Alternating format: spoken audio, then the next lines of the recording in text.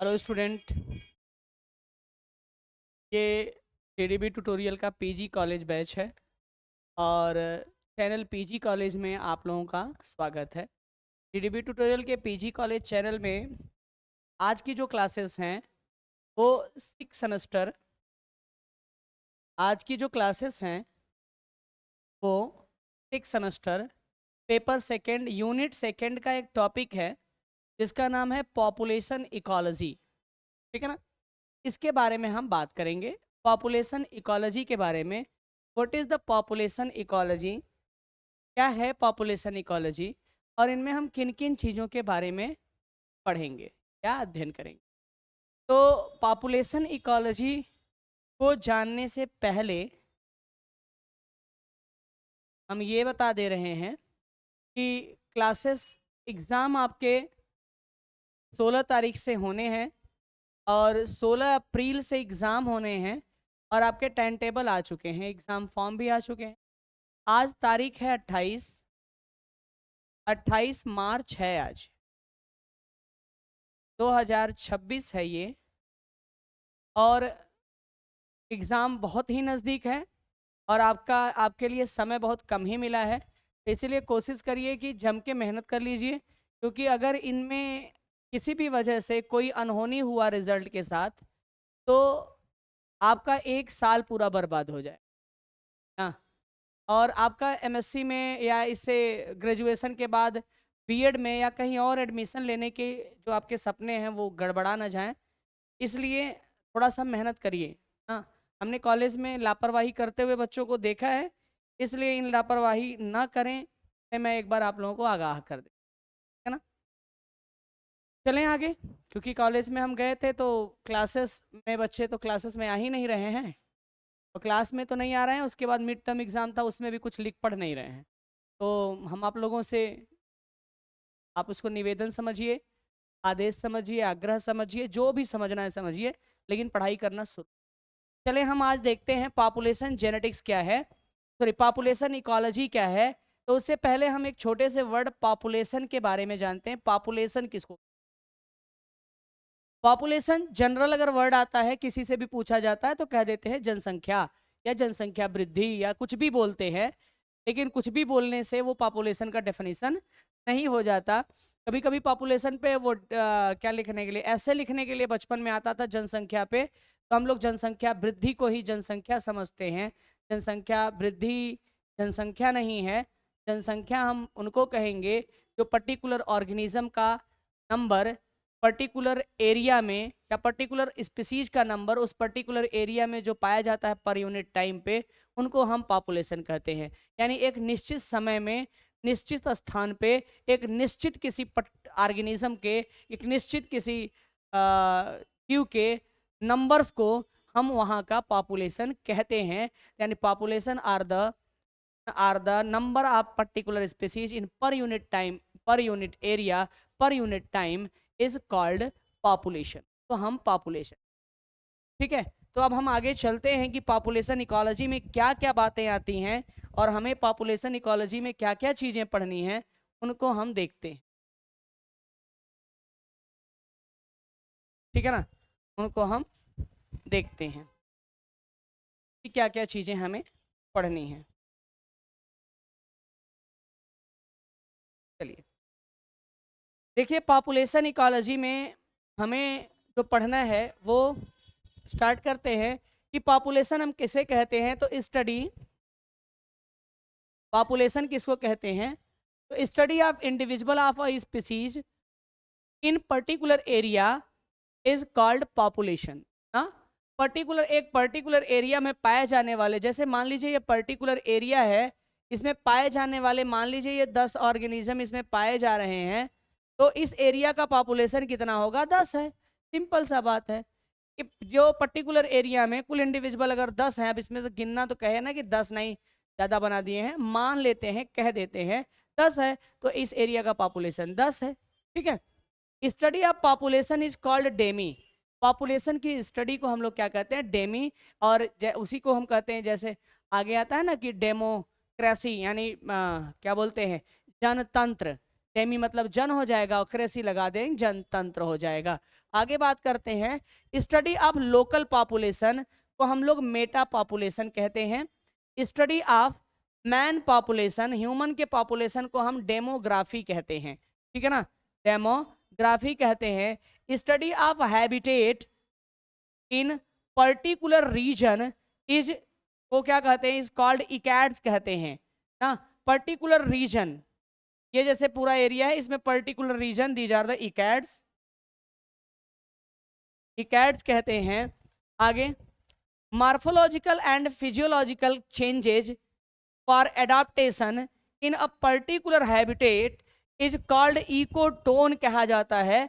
मतलब ये एक एरिया है, इकोटोन हम इनको भी कह सकते हैं। दो एरिया है, एक एरिया ए है और एक एरिया बी है, और ए और बी का जो ट्रांजिशन स्टेज है वो टी है। तो ये आपका क्या हो गया, ये टी जो है ये आपका इकोटोन कहा जा सकता है। इकोटोन इकोटोन कहते हैं ना, sorry ecotype, by mistake, इनको हम इकोटोन कहते हैं दीज आर, ठीक है। और ये क्या कहता है, morphological and physiological change for adaptation in particular habitat is called ecotype. जैसे मान लेते हैं ये हमारा कोई एरिया है, एक पूरा एरिया है, और इस एरिया में हम रहते हैं, और हमने इस एरिया को मॉर्फोलॉजिकली या इस एरिया को फिजियोलॉजिकली हमने अपने हिसाब का बना लिया, अपने हिसाब का बना लिया। हमने सोचा कि यहाँ 2 पेड़ होना चाहिए, तो हमने यहाँ पेड़ लगा लिया। हमने सोचा कि यहाँ पे एक थोड़ा सा नदी होना चाहिए, यहाँ पे हमने एक नदी गुजरवा दिया इसमें से, ठीक है, इसमें से एक नदी हम लोग लेके आए। इसके अंदर हम जो मॉर्फोलॉजिकल चेंज कर रहे हैं वो हमारा हो जाता है क्या, इकोटाइप। इकोटोन क्या है, दो कम्युनिटी के बीच का जो एरिया होता है, ये 2 कम्युनिटी के बीच का जो एरिया है, इनको हम लोग इकोटोन कहते हैं, ठीक है। यहां तक समझ में आओगा। आगे चलते हैं कि पॉपुलेशन के कैरेक्टरिस्टिक्स की बात करते हैं, या पॉपुलेशन के डायनामिक्स की बात करते हैं ना, कि पॉपुलेशन का कैरेक्टरिस्टिक्स क्या है और पॉपुलेशन के डायनामिक्स क्या है। तो पॉपुलेशन के कैरेक्टरिस्टिक्स या डायनामिक्स की बात करते हैं तो there are following characteristics of the population. कौन कौन से पॉपुलेशन के कैरेक्टरिस्टिक्स होते हैं, डेंसिटी हो जाएगा, नेटलिटी हो जाएगा, मोर्टेलिटी हो जाएगा, एज डिस्ट्रीब्यूशन हो जाएगा, डिस्पर्सल हो जाएगा, growth form and growth curve हो जाएगा, ठीक है ना। ये सब कैरेक्टरिस्टिक्स हैं आप पॉपुलेशन के। पॉपुलेशन के कैरेक्टर्स की बात करते हैं तो पॉपुलेशन कैरेक्टर कौन कौन से, डेंसिटी हो जाएगा, मोर्टेलिटी हो जाएगा, नेटलिटी हो जाएगा, एज डिस्ट्रीब्यूशन हो जाएगा, growth form and growth curve हो जाएगा, डिस्पर्सल हो जाएगा। तो ये 6 कैरेक्टरिस्टिक हैं पॉपुलेशन के। बेसिकली कितने कैरेक्टरिस्टिक हैं, 6 कैरेक्टरिस्टिक हैं पॉपुलेशन के बेसिकली। तो इन कैरेक्टरिस्टिक्स को हम बारी बारी से देखते हैं। डेंसिटी पहला कैरेक्टरिस्टिक है, डेंसिटी। तो डेंसिटी क्या होता है, the number of individual of a species occur in particular area is called density ना। एक नंबर ऑफ स्पीसीज, किसी छोटी से एक एरिया है या बड़ा सा एरिया जो भी है, इसमें पाए जाने वाले नंबर ऑफ स्पीसीजेज ऑर्गेनिजम्स की संख्या को हम लोग क्या कहते हैं, यहाँ का पॉपुलेशन का, सॉरी, इनको डेंसिटी कहते हैं ना। अगर एरिया छोटा है और नंबर ऑफ इंडिविजुअल ज्यादा है, एरिया छोटा है, नंबर ऑफ इंडिविजुअल ज्यादा है, तो हम कहेंगे पॉपुलेशन डेंसिटी क्या है, ज्यादा है। एरिया बड़ा है, नंबर ऑफ इंडिविजुअल कम है, तो यहाँ पे कहेंगे पॉपुलेशन डेंसिटी कम है। बातें समझ में आई? ओके, ठीक है। आगे बात करते हैं एग्जाम्पल में, तो वही बात करता है, if area is small and number of individual are more the population density become high. अगर एरिया आपका लार्ज है और नंबर ऑफ इंडिविजुअल लेस हैं तो पॉपुलेशन डेंसिटी क्या है, लो है। इस बात को आपने याद रखना है। अगर हम फॉर्मूला की बात करते हैं कि हम निकालेंगे कैसे, तो यहां पे लिखा है डेंसिटी इज इक्वल टू, दिख रहा है, हाँ, density is equal to number of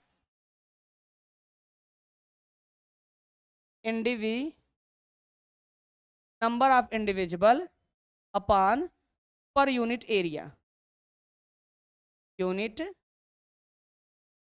area, number of individual upon per unit area, ये हो जाता है फॉर्मूला किसका, डेंसिटी का भाई साहब, ठीक है ना।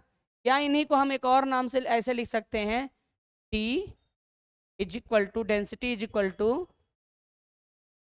नंबर ऑफ इंडिविजुअल, और ये है per unit time, number of individual per area और पर यूनिट टाइम, ठीक है।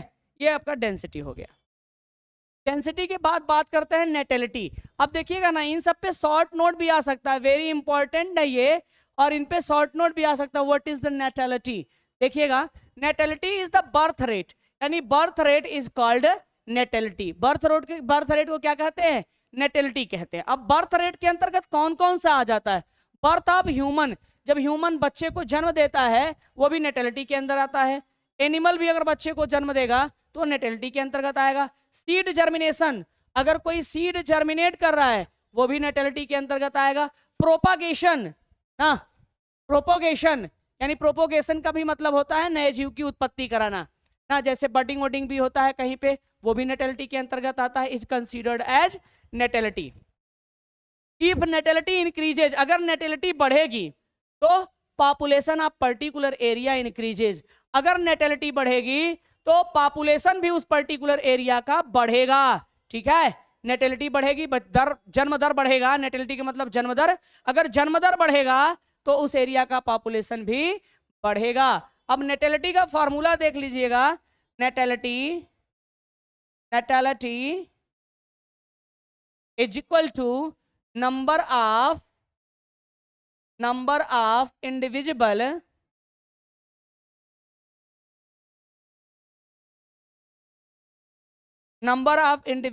added to population by natality या बाई बर्थ और यूनिट एरिया या यूनिट पर यूनिट टाइम में, और पर यूनिट एरिया भी रहेगा आगे। OR कह लीजिएगा इसको, P is equal to N upon A बटा T, per unit time per unit area की बात करते हैं। आगे हम बात करते हैं मोर्टेलिटी। मोर्टेलिटी का मतलब होता है डेथ रेट, इसको कहते हैं मृत्यु दर, ठीक है ना, मृत्यु दर या डेथ रेट। आगे मोर्टेलिटी है क्या, the number of individual die in particular area per unit time is called mortality. Mortality कहते हैं मृत्यु दर। अब देखिए मृत्यु दर क्या होगा अगर बढ़ेगा, इफ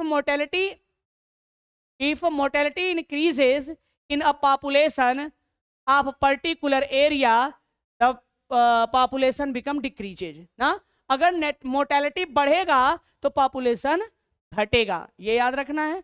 आगे मोर्टेलिटी दो प्रकार की होती है, मोर्टेलिटी क्या है, दो प्रकार की होती है, एक पोटेंशियल डेथ होता है, एक रियलाइज डेथ होता है। पोटेंशियल डेथ का मतलब जो अपना जीवन जी लिए हैं, बुढ़ा गए हैं, ठीक है, और मर गए, फिजिकल चेंज की वजह से मर गए, और वो मर गए तो उनके मरने से पॉपुलेशन पे बहुत ज़्यादा प्रभाव नहीं पड़ना है, जो करना था वो कर चुके हैं, अब अपने थे और अपने सामान 2 4 5 10 20 50 100 पैदा कर दिए हैं, अब वो मरे गए, कोई फर्क वरक पड़ेगा नहीं। एक होता है रियलाइज डेथ। रियलाइज डेथ का मतलब होता है वह डेथ जिसमें मरने के बाद हमारे मन से निकलता है, आए रे मर गए, ओहो बड़े अच्छे आदमी थे, इनका भी अभी नहीं हुआ था, लाइक दिस टाइप ऑफ, वो तुरंत स्टेटमेंट निकल के आ जाता है ना। अगर रियलाइज हो जाता है तो रियलाइज डेथ, अतः मान लो बूढ़ो आदमी मर जाते हैं तो ऐसा हम लोग रियलाइज करते हैं, ठीक है, लेकिन अगर वो मरते हैं तो कोई बहुत बड़ी बात नहीं है, ठीक है। चलो कोई बात नहीं, कहते भी हैं कुछ लोग, कहते भी हैं चला अपन बिना झेलवले उलवले निकल लिए, ठीक है, नहीं तो बहुत भोगते हैं भाई। देखिएगा पोटेंशियल डेथ क्या है, potential mortality is number of death which could occur due to physical change, किसके वजह से होता है, physical change, old age which can not affect the rate of population ना, यह पॉपुलेशन पे कोई प्रभाव नहीं डालते, ये मर गए बात खत्म हो गई, ठीक है। आगे बात करते हैं रियलाइज्ड। रियलाइज नेटेलिटी क्या है? Realise natality is also known as actual death. यह क्या है? एक तरह का एक्चुअल डेथ होता है भाई साहब, एक्चुअल डेथ होता है बाई फिजिकल फैक्टर। इसके वजह से, किसी फिजिकल फैक्टर के वजह से, एक्सीडेंट हो गया, इलेक्ट्रिसिटी हो गया, लाइट, किसी को इलेक्ट्रिसिटी लग गया, किसी का एक्सीडेंट हो गया, कोई कहीं से गिर गया, कपार सपार फूट गया, मर गया, तो इनके वजह से अगर ऐसा होता है तो हम उसको कहते हैं एक्चुअल डेथ, और ये फिजिकल फैक्टर के वजह से होता है। It affect the rate of population, इनके वजह से पॉपुलेशन के रेट पे प्रभाव पड़ता है। तो आपसे पूछेगा कोई कि मृत्यु क्या है, तो आप बता देंगे कि मृत्यु क्या है ना, सिंपल तरीके से है। वो परेशान नहीं होना है कि मर गया कोई भी तो डेथ हो गया तो वो मृत्यु है। तो रियल मृत्यु किसे कहते हैं? रियल मृत्यु मतलब तो जवानी वानी में मर जाए, जो बुढ़ा उड़ा के मर रहा है उस पर बहुत ज़्यादा परेशान नहीं होता। हाँ, वो लोगों तो बहुत बदमाश न है, जैसे ये वाले, ये दादा दादी नाना नानी को तो 4 5 6 राउंड मार देते हैं सबे, ठीक है, तो वो वाले नहीं, आगे देखेंगे आप लोग। There are 2 term involve in dispersal. Dispersal क्या है? डिस्पर्सल मतलब होता है बिखेर देना। डिस्पर्सल मतलब बिखेर देना ना, छीट बो देना, ऐसे जनरल है। तो डिस्पर्सल का मतलब होता है बिखेरना, और 2 तरह से हम बिखेर सकते हैं। किसी चीज को हम अंदर लेके बिखेर लेंगे, यहां ला देंगे, बाहर से लिया घरे में रख देंगे, और किसी को निकाल के घरे से बाहर कर देंगे, ठीक है ना। ये 2 तरह के बिखेरने हो जाते हैं, ठीक है। तो इनको कहते हैं, एक होता है आपका इमाइग्रेशन और एक होता है इमिग्रेशन। इमाइग्रेशन और एक होता है इमिग्रेशन, ठीक है ना। क्या होता है? इमिग्रेशन। इमिग्रेशन का मतलब क्या होता है? ये पहला वाला, हम कहीं से बाहर से किसी को लाके अंदर रख लेते हैं, और हम कहीं से निकाल के बाहर कर देते हैं किसी को, तो उसको कहते हैं इमाइग्रेशन, चला जाना कहीं। जैसे बनारस में, हम लोग अभी बनारस में हैं, और बनारस में, बनारस मान लो क्या होता है, संस्कृति का शहर है भाई। तो बनारस में जो है वो बाहर से 10 20 50 हजार लोग एक साथ आ जाएं, तो बनारस का पॉपुलेशन क्या हो जाएगा? तड़दे बढ़ जाएगा, ठीक है। जैसे यहाँ जाड़े के दिन में ना तिब्बत से लोग आते, तिब्बतियन आते हैं, वो सब साल साड़ी स्वेटर ये सब बेचने के लिए। तो उस समय क्या होता है, मैदागिन उदागिन एरिया में चले जाएंगे, दुर्गा कुंड इधर हो, गोदौलिया उदौलिया साइड में बड़ा भीड़ हो जाता है। अभी भी भीड़ होता है, लेकिन उस समय बहुत भीड़ हो जाता है। अब ज़्यादा भीड़ हो जाता है उस एरिया में, तो वहाँ का पॉपुलेशन बढ़ा हुआ है, ठीक है ना, इमिग्रेट करके लोग आए, ठीक। और जब जाने लगते हैं तो बहुत सारे लोग चले जाते हैं। अब चले गए तो पॉपुलेशन क्या हो गया? आए तो बढ़ गया, और गए तो पॉपुलेशन घट जाएगा? नहीं, घटेगा नहीं, कांस्टेंट रहेगा, जितना था उतना ही रह गया, और वो लोग चले गए, ठीक है। लेकिन अगर उसमें से कभी कभी ऐसा होता है ना कि वो सब आते हैं और एक आध दो जने को ब्याह करके लेके चले जाते हैं, शादी करके लेके चले गए, तो पॉपुलेशन घट जाएगा, वो यहाँ वाला आदमी जाके वहां बस जाता है, ठीक है। इस समय युद्ध चल रहा है, देखो दुनिया का अलग अलग जगहों से लोग भाग भाग के जो कमाने चले गए थे वो वापस अपने घर के लिए वापस आ रहे हैं, गुजरात गुजरात बैंक, मुंबई मुंबई साइड में जो लोग गए हैं, तो यहाँ से इमिग्रेट करते हैं, ठीक है ना, इमाइग्रेशन करते हैं, अब फिर वहां से इमाइग्रेशन करते हैं। तो ये भी एक तरह का हो गया प्रोसेस। अब देखिएगा, the number of individual move into particular area. Particular area में क्या करेंगे? मूव करेंगे, तो उसको कहते हैं इमाइग्रेशन। तो कोई ऑर्गेनिज्म पर्टिकुलर एरिया में मूव करेगा तो इमाइग्रेशन, और इमाइग्रेशन होगा तो स्पीसीज के नंबर्स बढ़ जाएंगे, रेट ऑफ पॉपुलेशन बढ़ेगा। If immigration increases population also increases. आगे बात करते हैं इमाइग्रेशन। इमाइग्रेशन में क्या होगा? The individual move out, individual क्या हो जाता है? वहां से चला जाता है from particular area, called immigration, उसको इमाइग्रेशन कहते हैं। इफ इमाइग्रेशन इंक्रीजेज, अगर इमाइग्रेशन इंक्रीज होगा तो पॉपुलेशन डिक्रीज होगा, यहां से लोग चले जाएंगे तो यहाँ का पॉपुलेशन क्या हो जाएगा भाई? कम हो जाएगा। बोलिए, पॉपुलेशन कम हो जाएगा। चलें आगे, एक छोटा सा हम डायग्राम दिखाए हैं, ये इधर की तरफ से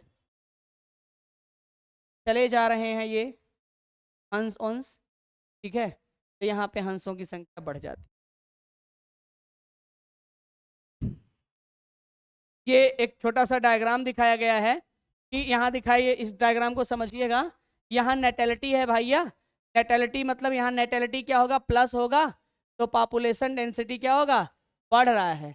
इमाइग्रेशन अगर होगा तो पॉपुलेशन बढ़ेगा, इमाइग्रेशन होगा तो पॉपुलेशन यहाँ घटेगा, ऐसे निशान बना हुआ है। और अगर मोर्टेलिटी होगा, अगर मृत्यु दर बढ़ेगी तो पॉपुलेशन फिर घटेगा। ये एक छोटा सा समझने के लिए, शॉर्ट फॉर्म ऑफ लर्निंग के लिए। आगे एज डिस्ट्रीब्यूशन की बात करते हैं कि एज डिस्ट्रीब्यूशन क्या है।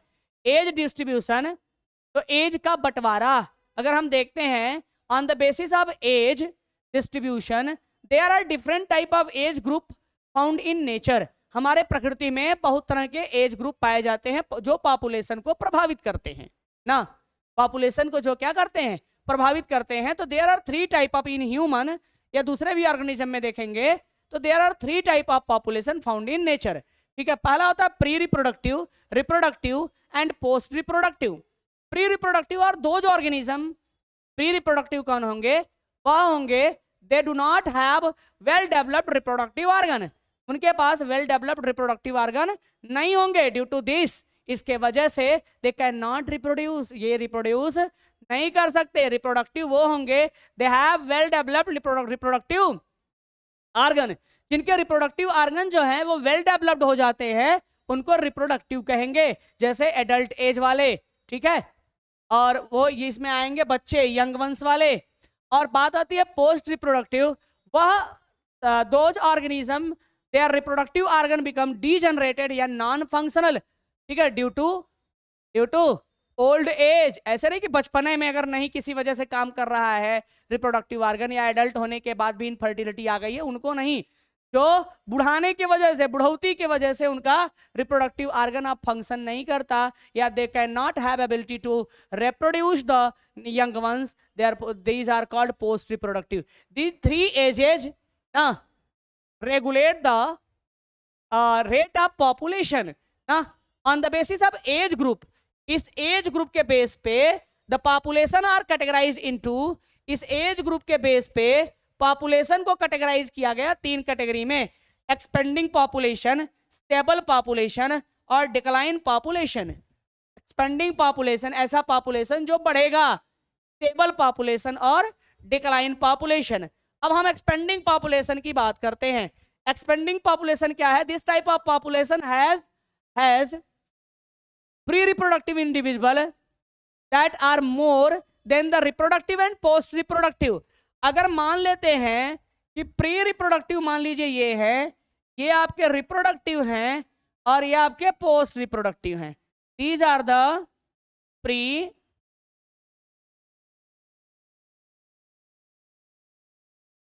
Reproductive, these are the reproductive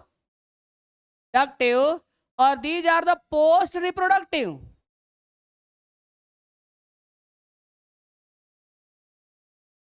these are the post reproductive. अगर ये कंडीशन आपको दिखाई दे रहा है तो पॉपुलेशन कैसा होगा, expanding population. The expanding population are those population which are increases their population rate in future. Future में इनके पॉपुलेशन रेट बढ़ने के चांसेस होंगे, रहेंगे, तो उनको हम एक्सपेंडिंग पॉपुलेशन कहेंगे। जैसे हमारे इंडिया का पॉपुलेशन बेसिकली अभी एक्सपेंडिंग पॉपुलेशन के तौर पे देखा जा रहा है। बात समझ में आ रहा है? ठीक है, और स्टेबिलिटी की तरफ भी है और एक्सपेंडिंग की तरफ भी है। ठीक, और अगर इंडिया इस दौर में अगर विकसित नहीं हुआ, इस दौर में अगर इंडिया का विकास नहीं हुआ पूर्ण रूप से, तो फिर आने वाले समय में इंडिया का डेवलपमेंट होना पॉसिबल नहीं है, सरकार चाहे जो भी आ जाए। ठीक है, उससे फर्क नहीं पड़ता। अगर हमारे पास मैन पावर आज है तो इस मैन पावर से ही जो डेवलप हो सकता है वो होगा, अन्यथा आप सोचें कि हम पैसा से डेवलपमेंट कर लेंगे तो देयर आर नो चांसेस। ठीक है, बहुत ज़्यादा चांस नहीं होता। आपके पास एबिलिटी ज़्यादा है, आपके पास पावर ज़्यादा है, मैन पावर ज़्यादा है, मेंटल पावर ज़्यादा है, ह्यूमन रिसोर्स ज़्यादा है। अगर अब नहीं हुआ तो कभी नहीं हुआ। ठीक है, हम लोगों को 2025 से लेके 2030 तक में, मतलब 2020 से लेके 2030 तक में विकास के नए आयाम को रच देना चाहिए था, लेकिन हम लोग नहीं रच पाए। अब कारण कई सारे हैं, यहाँ पे कहा नहीं जा सकता। अब बात करते हैं स्टेबल पॉपुलेशन की। In this type of population, reproductive individual are more than pre reproductive and post reproductive. यह वह पॉपुलेशन है जिसमें रिप्रोडक्टिव की संख्या ज्यादा होगी प्री रिप्रोडक्टिव और पोस्ट रिप्रोडक्टिव से। देखेंगे भैया कैसे होगी ज्यादा। ये मान लीजिए है आपका रिप्रोडक्टिव,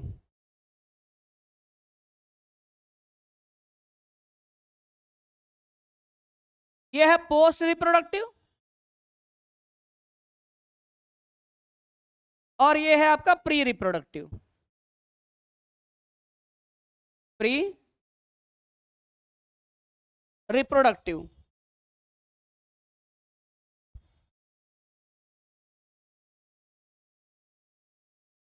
चलिए आगे देखते हैं। तो आपका स्टेबल पॉपुलेशन क्या हो जाएगा? स्टेबल पॉपुलेशन ये कंडीशन, ठीक है ना, जहां रिप्रोडक्टिव की संख्या क्या होगी? ज्यादा होगी प्री रिप्रोडक्टिव और पोस्ट रिप्रोडक्टिव से। तो ऐसा पॉपुलेशन, इंडिया का पॉपुलेशन अभी मौजूदा हालत में एक्सपेंडिंग तो कुछ समय पहले था ही, अब हम लोग स्टेबल के कैटेगरी में पहुंच चुके हैं। और इसीलिए हम कह रहे हैं कि 2030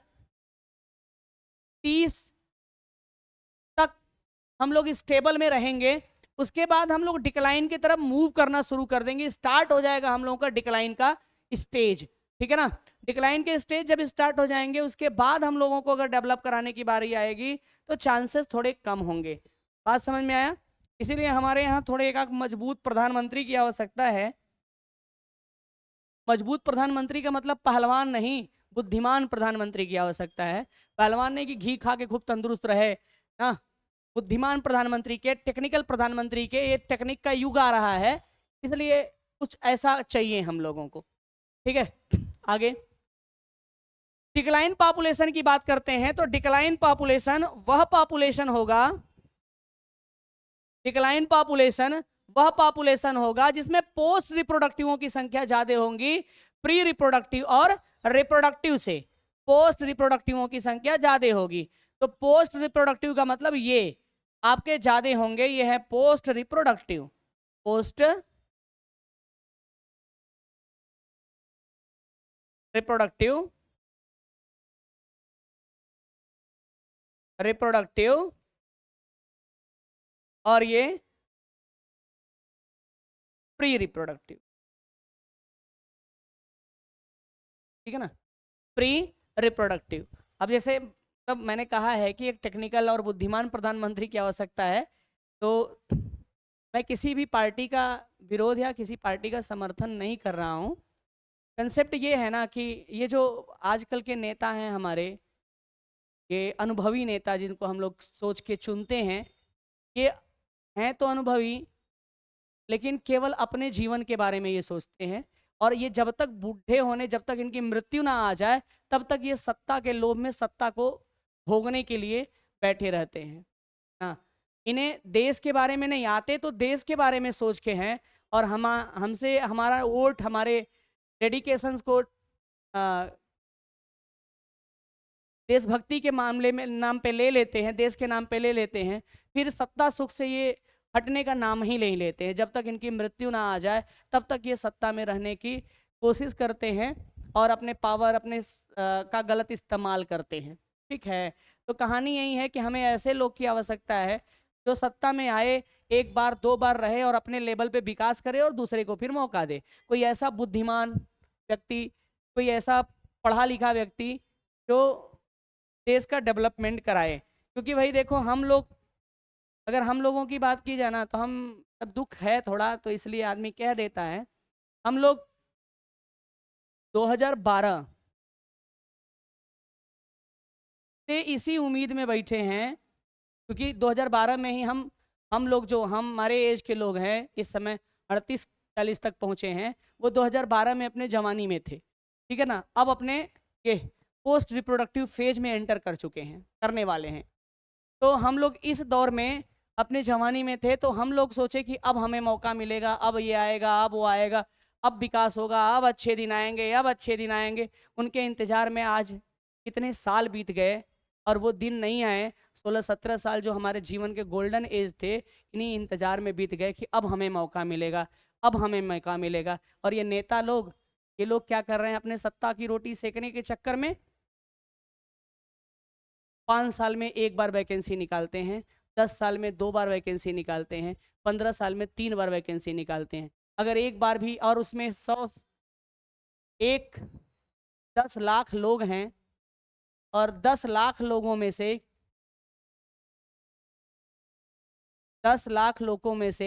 100 ठो सीट निकाल देंगे। और अब इसमें तो 100 ही लोगों को नौकरी मिलनी है ना, या 100 योग्य लोगों को मिलेगा, और उसमें बस एक बार मौका मिला 5 साल में, हमें दूसरा बार मौका ही नहीं मिलता है कि हम अपने आप को कुछ प्रदर्शित कर पाएँ, ठीक है, अपना प्रदर्शन कर पाएँ। तो ये प्रोसेस है। अब कहेंगे कि रोजगार करना चाहिए, रोजगार भी करने के लिए मौका कहाँ मिलता है भाई। अभी देखो, कोरोना से हम लोग नोटबंदी से झेले, कोरोना से झेले, अभी एक विश्व युद्ध से झेले, ठीक, हमारा उम्र तो बीत गया। अब आप लोग अपने बारे में सोचें और सही चुनें, क्योंकि चुनाव जो है ना, वो एक चुनाव का नियम है कि जैसा चुनेंगे उसका भुगतान आपको करना पड़ेगा। अच्छा चुनेंगे अच्छा भोगेंगे, बुरा चुनेंगे बुरा भोगेंगे, ठीक है। आगे यहाँ पे देखते हैं, growth form and growth curve की बात करते हैं। अब ग्रोथ फॉर्म और ग्रोथ कर्व क्या कहता है ये समझिएगा, ठीक है ना। बायोटिक पोटेंशियल, बायोटिक पोटेंशियल एक वर्ड आएगा, कभी कभी पूछता है शॉर्ट नोट में 2 नंबर में कि what is the biotic potential. Biotic potential is a potential which have या which are the maximum inheritance capacity of individual. किसी इंडिविजुअल के इनहेरिटेंस यानी बच्चे पैदा करने की, इनहेरिटेंस मतलब अपने कैरेक्टर को एक जनरेशन से दूसरे जनरेशन में भेजने की। तो ये हम लोग क्या करेंगे, बेबीज प्रोड्यूस करके ही कर सकते हैं। Inheritance capacity of individual in a community which represent growth form and denoted by curve, growth curve, ठीक है। तो जो बेबी प्रोड्यूस करने की या कुछ भी जैसे हम प्रोड्यूस करते हैं, सीड जर्मिनेशन करते हैं, ये भी बायोटिक पोटेंशियल के अंतर्गत आता है। प्रोपगेशन होता है वो भी बायोटिक पोटेंशियल के अंतर्गत आता है। तो biotic potential means of maximum inheritance capacity of individual in a community which represent growth form and denoted by growth curve, और इसको हम डिनोट करते हैं ग्रोथ कर्व से। हम देखते हैं कि 2 तरीके के ग्रोथ कर्व पाए जाते हैं पॉपुलेशन में। 2 तरह के ग्रोथ कर्व पाए जाते हैं पॉपुलेशन में। पहला होता है जे शेप्ड ग्रोथ कर्व और दूसरा होता है S shaped growth curve.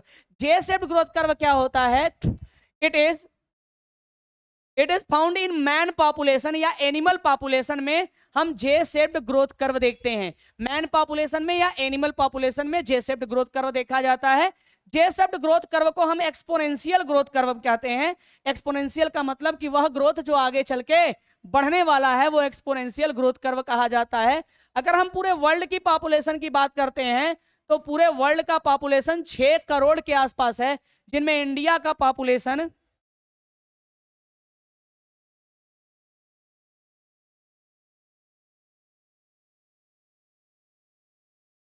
600 crore के आसपास, और जिसमें इंडिया का पॉपुलेशन 140 करोड़ है, ठीक है, अकेले का। आगे बात करते हैं, the man population continue increase in present and in future also. Man का पॉपुलेशन कंटिन्यू इंक्रीज करेगा, और प्रेजेंट में तो कर ही रहा, आगे फ्यूचर में भी इंक्रीज करने के चांसेस हैं। ये है जे शेप्ड ग्रोथ कर्व, ठीक है ना। जे शेप्ड ग्रोथ कर्व का मतलब ये पॉपुलेशन की साइज है, इधर पॉपुलेशन बढ़ रहा है और इधर टाइम बढ़ रहा है। तो जैसे जैसे टाइम बढ़ेगा वैसे वैसे पॉपुलेशन भी बढ़ेगा। ये कहता है आपका जे शेप्ड ग्रोथ कर्व। दूसरा है S shaped growth curve. S shaped growth curve is also called logistic growth curve या सिग्मॉइड ग्रोथ कर्व के नाम से जानते हैं। विच मॉडल, और ये S shaped growth curve basically plant के लिए देखा जाता है ना, under limited resource. S shaped growth curve जो है वो प्लांट के लिए देखा जाता है अंडर लिमिटेड रिसोर्स के कंडीशन में, क्योंकि लिमिटेड रिसोर्स होते हैं प्लांट के केसेस में। S shaped growth curve so that the growth in restricted by carrying capacity it is given by, इसको किसने दिया था, V वी पर्ल लॉजिस्टिक पूरा नाम था इनका, इन्होंने इस ग्रोथ कर्व को दिया था। और इस यस शेप्ड ग्रोथ कर्व में आपको कुछ फेजेस दिखाई देते हैं, जिसमें लैग फेज, लॉग फेज और स्टडी स्टेट फेज होता है। लैग फेज, लॉग फेज और स्टडी स्टेट फेजेस होते हैं, जो ये इस तरीके से दिखाई दे रहे हैं आपको। ये यस शेप्ड ग्रोथ कर्व है। यहाँ पे यस इनिशियली ये क्या करेगा, धीरे धीरे इंक्रीज करेगा, फिर रैपिड इंक्रीज करेगा, फिर ऊपर जाके ये कांस्टेंट हो जाएगा due to limited resource. Due to limited resource के वजह से ये कांस्टेंट हो जाता है। ठीक है, इसमें लॉग फेज होता है, इसको कहते हैं लैग फेज। लॉग फेज इसको कहते हैं। लॉग फेज रैपिड ग्रोथ को इंडिकेट करता है। ठीक है ना। डिक्लाइन फेज ये है, ये आपके डिक्लाइन फेज हैं, और ये आपके हैं स्टडी स्टेट फेज हैं, या स्टेशनरी फेज भी कहते हैं, या कहीं कहीं स्टडी स्टेट फेज भी लिखा हुआ मिलेगा, जैसा कि यहाँ पे हमने लिखा। ये steady state, log, lag, steady state phase, basically तीन ही फेज आपके माने जाते हैं। अब बात करते हैं पॉपुलेशन डिस्ट्रीब्यूशन की। पॉपुलेशन डिस्ट्रीब्यूशन मतलब पॉपुलेशन को कैसे डिस्ट्रीब्यूट किया जाता है और पॉपुलेशन किस रूप में डिस्ट्रीब्यूटेड होता है। ठीक है ना। तो पॉपुलेशन डिस्ट्रीब्यूशन का मतलब होता है पॉपुलेशन को बांटना ना, पॉपुलेशन को बांटना। तो पॉपुलेशन तीन रूपों में बांटा जाता है, तीन तरीके से बांटा जाता है। पहला डिस्ट्रीब्यूशन होता है यूनिफॉर्म डिस्ट्रीब्यूशन, और दूसरा होता है रैंडम डिस्ट्रीब्यूशन, और तीसरा होता है क्लम्प डिस्ट्रीब्यूशन। ठीक है। यूनिफॉर्म डिस्ट्रीब्यूशन का मतलब देखिए, यहां हमने डॉट से दिखाया है, एकदम सीक्वेंशियल लाइन से डिस्ट्रीब्यूटेड होंगे। कैसे होंगे भैया? ए लाइन से डिस्ट्रीब्यूटेड होंगे, एक बाद यहाँ है, यहाँ है, यहाँ है। ठीक है, इसे डिस्ट्रीब्यूटेड होंगे ऐसे लाइन से, ये यूनिफॉर्म डिस्ट्रीब्यूशन होंगे। रैंडम डिस्ट्रीब्यूशन का मतलब जहाँ नहीं तहें, हाँ, जहां जगह मिला वहीं रह गए। और क्लम्प डिस्ट्रीब्यूशन का मतलब इसे गोलिया गोलिया के एक जगह झुंड बना के पॉपुलेशन डिस्ट्रीब्यूटेड होगा। कैसे होगा? झुंड बना के डिस्ट्रीब्यूट, झुंड बना के, बोलो, झुंड बना के डिस्ट्रीब्यूटेड होगा। These are the clump distribution. अब आगे बात करते हैं रेगुलेशन ऑफ पॉपुलेशन। पॉपुलेशन को रेगुलेट कैसे करेंगे? ठीक है भैया, पॉपुलेशन को रेगुलेट कैसे करेंगे? तो नंबर ऑफ फैक्टर्स जो होते हैं वो पॉपुलेशन को रेगुलेट करते हैं। कुछ फैक्टर जो होते हैं वो डेंसिटी डिपेंडेंट होते हैं और कुछ डेंसिटी इंडिपेंडेंट होते हैं। जैसे कुछ भीड़ के ऊपर डिपेंड करते हैं पॉपुलेशन के लिए। जैसे कहीं पे बहुत कचाका भीड़ बढ़ने लगा, और भीड़ बढ़ने लगा तो बीमारियां बढ़ने लगी, खाना कम होने लगा, ठीक है ना, कंपटीशन बढ़ गया, तो लोग क्या हो गए, सोशल बिहेवियर चेंज होने लगे, तो वो लोग अपना छोड़ छाड़ के वहां से चले जाते हैं और वहां का पॉपुलेशन मेंटेन होता है। और कुछ होता है डेंसिटी इंडिपेंडेंट। देखिएगा इसके बारे में क्या कहता है, among most species so density dependent population regulation. बहुत सारे स्पीसीज हैं जो density dependent population regulation show करते हैं। In which some are there are following population, there are following density dependent, there are following factor depend on the density and regulate the population. कौन कौन से बात आते हैं? पहला है कंपटीशन। अगर संख्या ज्यादा हो जाएगी तो कंपटीशन बढ़ेगा, और कंपटीशन बढ़ेगा तो लोग कंपटीशन से भागेंगे। जैसे सीट कम होती है तो लोग वैकेंसी आता है, कहते हैं ज्यादा ना भरा, बहुत ज्यादा भीड़ है, मैं ना हो पाएगा। ठीक है ना। आप लोग देखिए बहुत ज्यादा भीड़ हो जाती है कहीं पे, जैसे 30 सीट है और 35 हजार लोग भर देते हैं, कहते हैं कि ज्यादा यार बहुत भीड़ है, नहीं परीक्षा देते हैं, छोड़ देते हैं। दूसरा होता है रिप्रोडक्शन, ये भी डेंसिटी डिपेंड होता है। तीसरा है प्रेडेशन, प्रेडेशन भी क्या है, डेंसिटी डिपेंडेंट होता है। इम्यूनाइजेशन, ये भी डेंसिटी डिपेंडेंट होता है। डिजीज डेंसिटी डिपेंडेंट होता है। सोशल बिहेवियर और होम रेंज, ये सब डेंसिटी डिपेंडेंट है। दूसरा है density independent regulation. There are following factor. पहला है लिमिटेड स्पेस, वेदर और पेंडेमिक ना।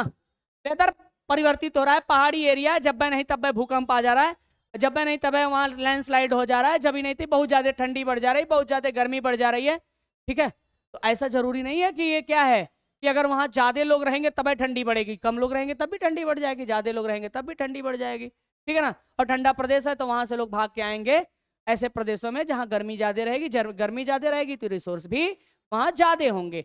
जब रिसोर्स ज्यादा होंगे, खाने पीने की व्यवस्था ज्यादा होगी, तो लोग वहां रहना पसंद करेंगे। पेंडेमिक बीमारियां जो होती हैं, जो पेंडेमिक महामारी होती है, वो महामारी तो ये देख के आती नहीं कि यहाँ लोग ज़्यादा हैं तो यहाँ पे हम फैलेंगे, यहाँ लोग कम हैं तो यहाँ पे हम नहीं फैलेंगे। वो फैलना है तो उसको फैलेगी, ठीक है ना, वो बीमारी फैलेगा, और बीमारी फैलेगा तो वहाँ से लोग भाग भाग के, अभी देखो कोविड आया था तो लोग अलग अलग जगहों से भाग भाग के अपने घरे आ रहे थे, ठीक है ना। लिमिटेड स्पेस, ये भी क्या है, एक डेंसिटी इंडिपेंडेंट, ठीक है। कुछ शॉर्ट नोट हम लोगों को पढ़ना है। जो शॉर्ट नोट आप देखिए क्या है, लाइफ टेबल पढ़ना है, फैकुडिलिटी पढ़ना है, ठीक है, सर्वाइवलशिप कर्व पढ़ना है, एज रेशियो पढ़ना है, और सेक्स रेशियो पढ़ना है ना। ये कुछ हमें शॉर्ट नोट्स पढ़ने हैं, और ये शॉर्ट नोट आपको हम अगले वीडियो में दे देंगे, और ये शॉर्ट नोट आप एक बार इसको देख लें, ठीक है। लाइफ टेबल के बारे में है, एक ये लाइफ टेबल है, ठीक है। कुछ इंपॉर्टेंट कोहार्ड और पीरियड के बारे में भी पूछा हुआ है, इसको भी आप देख लें, ठीक है ना। फैकेंडिटी पूछा हुआ है शॉर्ट नोट में, इसको भी आप एक बार देख लें। अगली वीडियो में मैं इसको कंटिन्यू कर दूंगा, लेकिन आप इसको अगर स्क्रीनशॉट करना चाहते हैं तो कर लें, ठीक है, एग्जाम पॉइंट ऑफ व्यू के लिए। सेक्स रेशियो है ना, इन पे भी शॉर्ट नोट पूछता है, 2 नंबर का क्वेश्चन पूछता है। सर्वाइवलशिप कर्व है ना, सर्वाइवलशिप कर्व 3 प्रकार के होते हैं, टाइप 1 है ये, टाइप 2 है ये,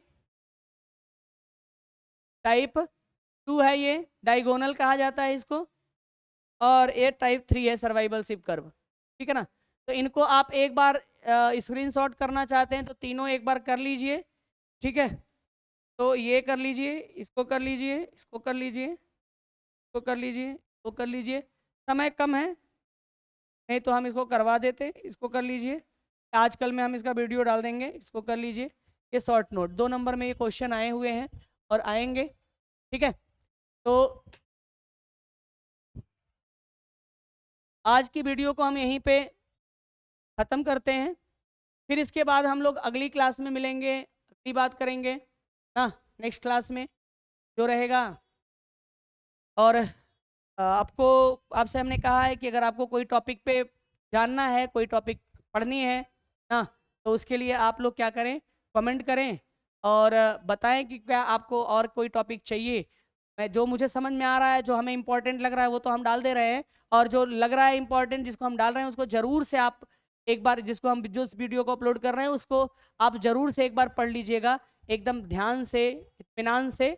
और उसके अलावा आप अपना जो पढ़ना है वो पढ़ते रहें, और जो ज़रूरत रहे वो हमको बता दीजिएगा, हमें जो समझ में आ रहा है हम आपको अपलोड कर रहे हैं, आप उसको पढ़ते रहें। धन्यवाद आप लोगों का सबका, और अंतिम तक देखें। और हमने कहा है कि शिक्षा का मतलब है कि शिक्षा को पढ़ना, शिक्षा को पढ़ाना और शिक्षा का प्रचार करना। तो शिक्षा को हम लोग पढ़ रहे हैं, शिक्षा को हम पढ़ा रहे हैं, और शिक्षा का प्रचार करना उनका काम है जो शिक्षा को ग्रहण करते हैं। तो शिक्षा का प्रचार करिए, और अगर शिक्षा अच्छी लग रही है तो अपने दोस्तों को, अपने अगल बगल के लोगों को जो आपके क्लास के हैं उनको समझाइए, बताइए कि इनको देखो, पढ़ो, और जो एग्जाम में लिखना है वो सही लिखो, कुछ भी मत लिख के आइए। आप लोग बहुत गलत गड़बड़ लिख रहे हैं कॉपी, कुछ भी मत लिख के आइए।